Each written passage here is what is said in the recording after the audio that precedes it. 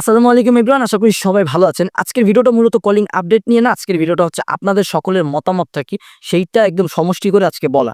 দেখেন, আমার কমেন্ট সেকশনে একজন কমেন্ট করেছে যে ভাই সিন্ডিকেট থাকুক তারপরেও কলিং খুলে।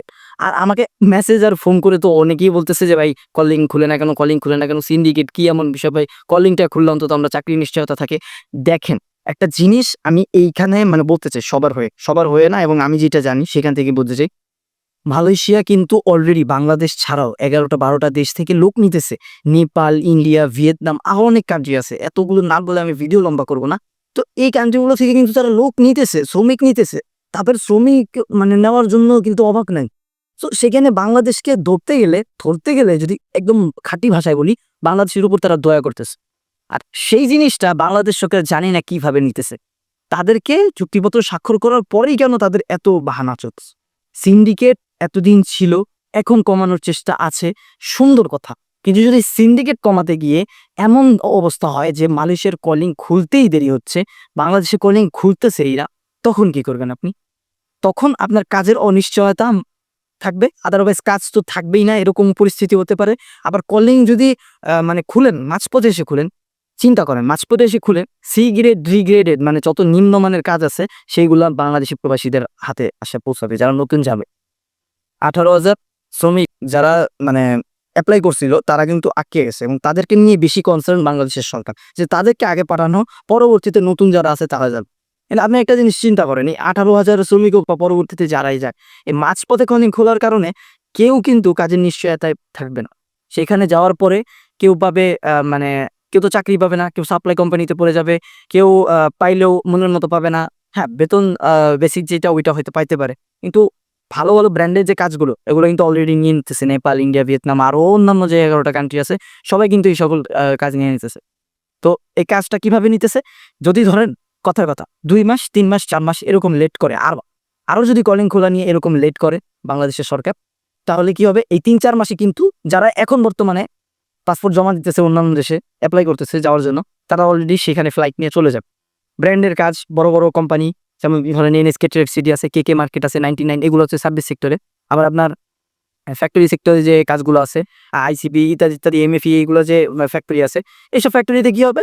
তারা চাকরি পেয়ে যাবে, ভালো, ভালো চাকরি পেয়ে যাবে। একদম সুন্দর সেলারি থাকবে, থাকা খাওয়ার সুবিধা থাকবে, এভরিথিং তারা আরাম-আয়েশে থাকবে। বাংলাদেশিরা কি করবে? বসে থাকবে। পরে কলিং খুলবে, তারা এপ্লাই করবে, তাদের আবার আরো ৩-৪ মাস লাগবে যেতে।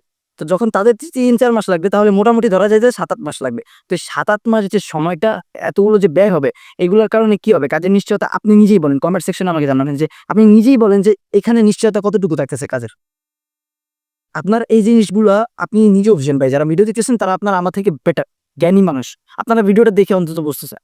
চিন্তা করেন একটা জিনিস, যে ৭-৮ মাস লেট করে এখন যখন আপনি যাবেন, কলিং অলরেডি খুলে দিছে। এমন হচ্ছে যে না, খুলতে দেরি হবে ৭-৮ মাস, আপনি এরপরে যাইতেছে। তাইলে আরেক বিষয় থাকে। কিন্তু কলিং অলরেডি চলতেছে অন্যান্য দেশে।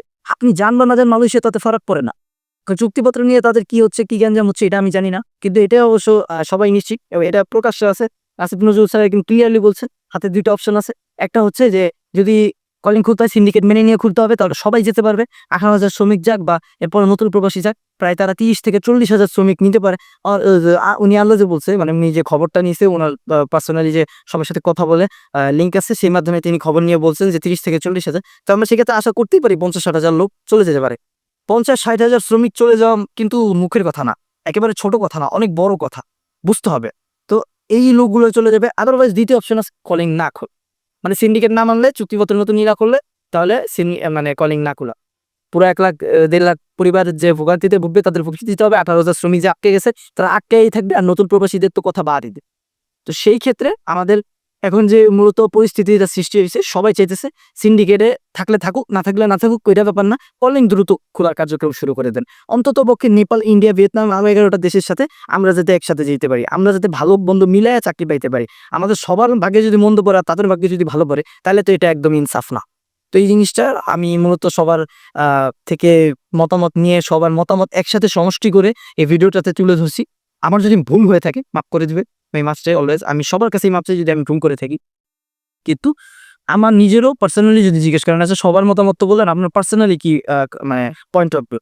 আমার পয়েন্ট অফ ভিউ হচ্ছে যে হ্যাঁ, সিন্ডিকেট যদি প্রবলেম হয়ে দাঁড়ায় মাঝখানে কলিং খোলা, সিন্ডিকেটটা যদি তারা সরাইতে না চায়, তাদের দেয়া 25টা 50টা 100টা রিক্রুটিং এজেন্সি দিয়ে যদি তারা নিতে চায়, তাহলে তাদেরকে নিতে দেওয়া উচিত। অন্তত পক্ষে কলিংটা অন্তত খুলে যাবে। এতগুলা পরিবার, এতগুলা মানুষ যারা দেশের জন্য রেমিটেন্স পাঠাবে, যারা পরিবারকে ঠিক রাখতে চায়, যে মানুষগুলা এত কিছু কমপ্লিট করার পরে আশা রয়েছে, শ্রমিক যাদের কথা বলতেছি, যারা আটকে গেছে, তারা অন্তত তাদের নিশ্চয়তা হবে, তাদের চাকরির নিশ্চয়তা।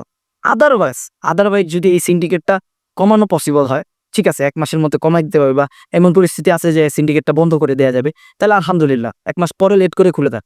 কিন্তু যদি 3-4 মাস এক্সটেন্ড করেন এটাকে, তাহলে আপনার একটা কথাই আপনার জেনে রাখা উচিত, আপনি যদি নতুন দেখে থাকেন অথবা নতুন প্রবাসী যাবে, 5,000 সমিতির মতো যদি আপনিও লিস্টে ডুবে থাকেন, তাহলে আপনার জেনে নেওয়া উচিত যে তাকে 3-4 মাস লেট হইলে আপনি আর যাই করেন, ভালো চাকরি বা ভালো মানে কিছু আশা করাটা ছেড়ে দিয়ে আপনার মালয়েশিয়া যেতে হবে, যদি কলিং খুলে। আর যদি কলিং না খুলে, তাহলে আলহামদুলিল্লাহ না খুলুক, অন্তত পক্ষে মানুষগুলো দেশে থেকে সেফ থাকবে, টাকা খরচ করতে হবে না, সেফ থাকবে। বাস, এই হচ্ছে আজকের মতো ভিডিও। যদি ভুল হয়ে থাকে আবারও বলতেছি, মাফ করে দিবেন। আমি সবার মতামতের সমষ্টি এখানে তুলে ধরছি। আর কলিং আপডেট নিয়ে এখন পর্যন্ত আমাদের সর্বশেষ ওইটাই আছে যে খুলে দিবে, কিন্তু কবে খুলবে ডেট এখনো কেউ ক্লিয়ার করে বলতেছে না। তো যেহেতু এগুলো মাথায় নিচে আসিফ নজরুল স্যার প্রবাস কল্যাণ মন্ত্রণালয়, ওখানে গিয়ে যে জাপানের যে বিষয়গুলো ওইখানে কথা বলছে, ওইখানে যখন সাংবাদিক প্রশ্ন করে ওই উত্তরে যখন ওই কথাটা বলে, এটা অলরেডি আপনারা দেখে ফেলছেন, আমাদের লাস্ট ভিডিওতেও আমরা তুলে ধরছি, সেখানে আপনারা ভালো রেসপন্স দিচ্ছেন, সেই ক্ষেত্রে এই ভিডিওটা করা। তো যাই হোক, আজকের মতো এই ভিডিও ছিল। সবাই ভালো থাকবেন, সুস্থ থাকবেন, আপনাদের সুস্থতা কামনা করি। আপনারা যাতে মালয়েশিয়াকে নিজের পরিবারকে ঠিক রাখতে পারেন, দেশের জন্য কিছু করতে পারেন, এই দোয়াই থাকবে। তো ভিডিও এখানে শেষ করছি। আল্লাহ হাফেজ। আর আমাদের হোয়াটসঅ্যাপ গ্রুপে অবশ্যই জয়েন হয়ে থাকবেন। হোয়াটসঅ্যাপ গ্রুপে জয়েন হবেন এবং আমাদের সাথে যোগাযোগ করতে চান, স্ক্রিনের নাম্বারে কথা বলতে পারেন, বা হোয়াটসঅ্যাপে মেসেজ করতে পারেন অথবা ইমোতে কথা বলতে পারেন। আর আমাদের ইউটিউব চ্যানেল সাবস্ক্রাইব করে রাখেন, আর আমাদের ফেসবুক পেজটা ফলো দিয়ে রাখেন, সেখানে আমরা সর্বশেষ আপডেটগুলো দিতে থাকবো হোয়াটসঅ্যাপ এবং ফেসবুকে। আমাদের ইউটিউব চ্যানেলে তো আমরা ভিডিও আপলোড দিতেই থাকি। আর নাম্বারে কল করে আপনি সর্বশেষ যে আপডেটটা থাকে সেটা সরাসরি জেনে নিতে পারবেন। আর এজেন্সির দরকার হলে আমিন ট্যুরস অ্যান্ড ট্রাভেলস, আব্দুল্লাহপুর দক্ষিণ খান, এই ঠিকানায় আপনি আসতে পারেন, আমাদের সাথে কথা বলেও আসতে পারেন, সমস্যা নেই। সো এই হচ্ছে মূলত মূল ভিডিও আজকের। তো ভালো থাকবেন, সুস্থ থাকবেন, দেখা হচ্ছে নেক্সট ভিডিওতে। আল্লাহ হাফেজ।